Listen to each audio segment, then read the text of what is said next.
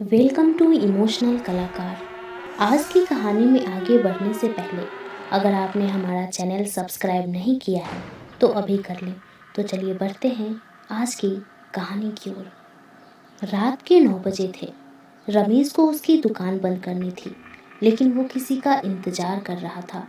वह एक औरत थी। क्या नाम था भला उसका? रमेश ने कभी उसका नाम भी नहीं पूछा था। कुछ दिन पहले ही रमेश अपनी दुकान चालू की थी। वैसे बहुत बड़ी तो नहीं थी। दुकान में उसने बिक्री का सामान और कुछ मिठाइयाँ रखी थी।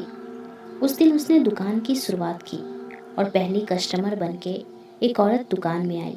उसके बगल में छोटा और प्यारा सा एक 1.5-2 साल का बच्चा था।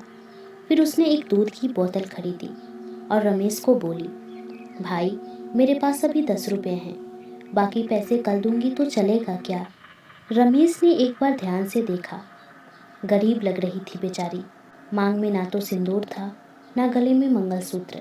शायद विधवा होगी। रमेश ने अनुमान लगाया। साड़ी कुछ जगह फटी थी। माथे से पसीना बह रहा था। फिर रमेश की नज़र उस मासूम बच्चे पर गई। एक प्यारी मुस्कान के साथ वो उसे देख रहा था। हंसते वक्त उसके नैने उगे हुए 2 दांत चमक रहे थे। उससे बच्चा और भी प्यारा लग रहा था। फिर रमेश उस औरत की तरफ देखकर बोला, कुछ हर्ज नहीं है दीदी, अब कल पैसे दे देना। उस औरत ने तसल्ली के साथ उसके तरफ देखा और बोली, कल पक्का पैसे दे दूंगी। यहीं पास में रहती हूँ मैं। सामने जो छोटा मकान है वहाँ दूसरी गली में आखिरी मकान में रहती हूँ मैं। इसके बाद रमेश मुस्कुराते हुए बोला, जी मुझे कोई आपत्ति नहीं, आप कल दे दीजिएगा। फिर वो औरत वहाँ से चली गई। दूसरे दिन वो औरत आई और उसने रमेश को पैसे दिए, लेकिन रमेश ने पैसे लौटाए और बोला, दीदी पैसे नहीं लूँगा मैं आपसे। कल आपके हाथों बोहनी हुई और पूरे दिन भर मुझे 1000 रुपये का मुनाफा हुआ। ये सुनकर वो औरत बहुत खुश हुई। बहुत दिनों के बाद किसी ने उसके हाथों को शुभ कहा था, वरना उसके पति की मौत के बाद तो उसकी सास तो उसे मनहूस बोलकर घर से बाहर निकाल दिया था। वो बोली, भाई, रात में कितने बजे तक दुकान चालू रहती है? जी रात के 8 बजे दुकान बंद करता हूँ, रमेश बोला। ये सुनकर उसके चेहरे पर मायूसी छा गई। रमेश ने उसका मायूस चेहरा देखकर पूछा, क्या हुआ, कुछ दिक्कत है क्या? वो बोली, भाई, इस बच्चे के लिए और मेरे लिए कुछ घरों में बर्तन धोना और झाड़ू पोछा लगाने का काम करती हूँ। रात के 8:30 बज जाते हैं मुझे आते आते। तब तक सारी दुकानें बंद हो जाती है। मेरे बच्चे को भूखे पेट ही रोते रोते सोना पड़ता है। उसको बोलना नहीं आता ना, इसका ही गलत फ़ायदा उठाती हूँ मैं। बोलते बोलते उसकी आंखों से आंसू छलक गए। रमेश को ये सुनकर बहुत बुरा लगा। वो बोला, आप चिंता मत कीजिए दीदी, कल से जब तक मैं आपको दूध की बोतल न दे दूँ तब तक दुकान नहीं बंद करूँगा। लेकिन मेरी एक शर्त है। आंखों से आंसू पोंछती हुई वो औरत बोली, कैसी शर्त? आप मुझे दूध के पैसे नहीं दोगी, रमेश बोला। ये सुनकर उस औरत की आंखों से फिर से आंसू आए, लेकिन इस बार वो खुशी के आंसू थे। रमेश के रूप में उसको आज जैसे भगवान मिल गए थे। उस दिन से रोज रात वो औरत आती और दूध की बोतल लेकर जाती। देखते ही देखते महीने गुजर गए थे। रोज की मेहनत की वजह से वो गरीब औरत और धीरे धीरे बीमार होने लगी थी। वो और भी दुबली पतली होते जा रही थी। उस दिन रमेश उसी की राह देख रहा था। घड़ी में 9:30 बज चुके थे। इतने में वो औरत आई। रमेश ने फ्रिज खोलकर दूध की बोतल उसको दी। आज उसका चेहरा बेजान लग रहा था। बीमारी की वजह से आंखों के नीचे काले घेरे पड़ चुके थे। बोतल देकर रमेश फ्रिज का दरवाज़ा बंद करने के लिए पलटा और बोला, आज बहुत देर कर दी आपने आने में। दरवाज़ा बंद करके जब वो पलटा तो देखा कि सामने कोई नहीं था। उसने सोचा कि आज देर होने की वजह से जल्दी में वो चली गई होगी। दूसरे दिन ठीक 8 बजे वो औरत आई और आके सिर्फ खड़ी थी। रमेश ने हमेशा की तरह फ्रिज से बोतल निकालकर उसको दे दी। इतने में कुछ नीचे गिरा। वो उठाने के लिए रमेश नीचे झुका और उठाकर खड़ा हुआ।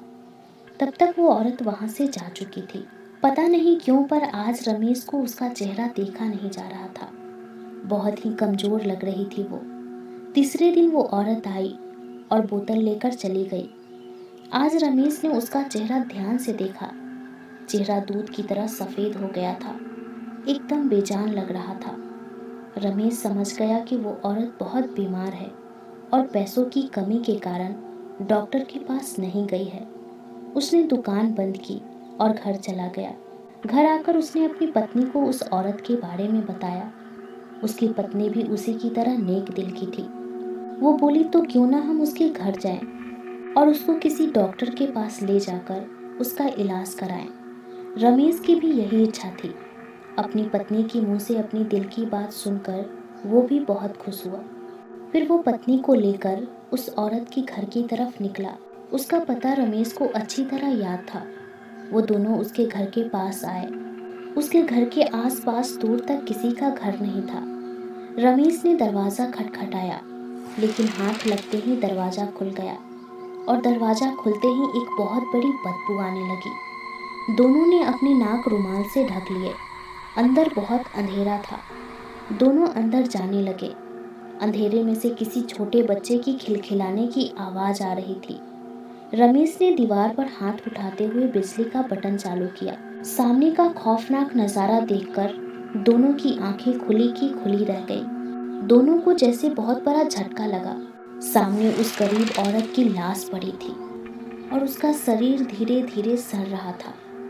उसे देखकर ऐसा लग रहा था जैसे उसकी मौत 3-4 दिन पहले हो गई है, लेकिन उसकी आंखें अभी भी खेल रहे उसके छोटे बच्चे को देख रही थी।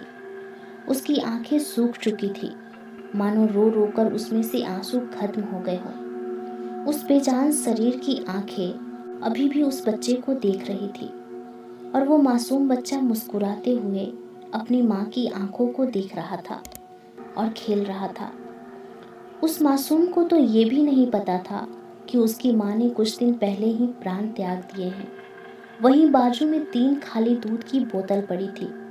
मानो उस बच्चे को विश्वास था कि माँ मरने के बाद भी मुझे भूखा नहीं रहने देगी। ये देखकर दोनों सिहर गए। किसी का भी दिल दहला देने वाला नज़ारा था। रमेश को विश्वास नहीं हो रहा था कि 3 दिन से एक मरी हुई माँ की आत्मा बच्चे के लिए दूध लेकर जा रही थी। रमेश ने उस बच्चे को उठाया और अपनी पत्नी के हाथों में दे दिया। उसने भी बड़े प्यार से उसको अपने पास लिया।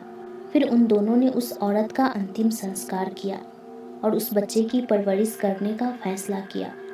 रमेश को भरोसा है कि आज भी उस बच्चे की माँ की आत्मा उसके साथ है। तो दोस्तों, कहानी आपको कैसी लगी हमें कमेंट बॉक्स में ज़रूर बताइएगा। अभी के लिए बस इतना ही। जल्द ही मिलूंगी एक नई कहानी के साथ। तब तक के लिए टाटा, बाय बाय। इस वीडियो के बारे में आपकी राय क्या है?